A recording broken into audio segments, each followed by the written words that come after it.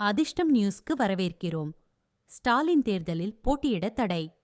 என்ன சொல்றீங்க அப்படின்னு கேட்டீங்கன்னா, 2011இல் கொளத்தூரில் ஸ்டாலின் பெற்ற வெற்றி செல்லாது அப்படின்னு சைதை. துரைசாமி போட்ட வழக்கு இப்ப மீண்டும் தூசு தட்டப்பட்டிருக்கிறது.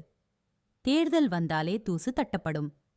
ஏற்கனவே இந்திரா காந்தி அவர்கள் 1975ல இதேபோல முறைகேட்டில் ஈடுபட்டாங்க அப்படின்னு சொல்லி பிரதமர் பதவியை விட்டு அவங்களை வெளியனுப்புச்சு கோர்ட்டு. இப்படிப்பட்ட சூழ்நிலையில சைதை துரைசாமிக்கு ஆதரவாக தம்பா சேஷாத்திரி நாயுடு அவர்தான் இன்னைக்கு வந்து அவருக்காக வாதாடக்கூடிய வழக்கறிஞர்.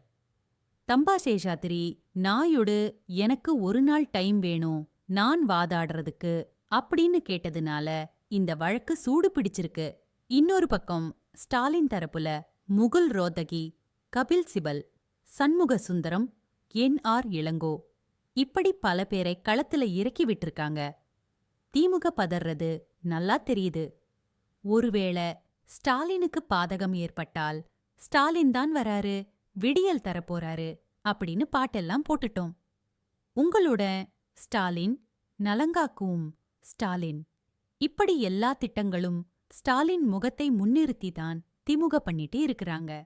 ஒருவேளை ஸ்டாலினுக்கு பாதகம்னா தேர்தல்ல திமுக 3வது இடத்துக்கு போயிரும். பிஜேபி நினைத்தால் எதையும் பண்ணும். சைதை துரைசாமியுடைய வழக்கறிஞர் தம்பா சேஷாத்திரி நாயுடு ஏற்கனவே கேரளா ஹைகோர்ட்ல நீதிபதியா இருந்தவர். இன்னைக்கு அவர்தான் இந்த கேஸ திறம்பட நடத்திட்டு இருக்கிறாரு. பிஜேபியும் பின்னால இருந்து சப்போர்ட் பண்ணுது.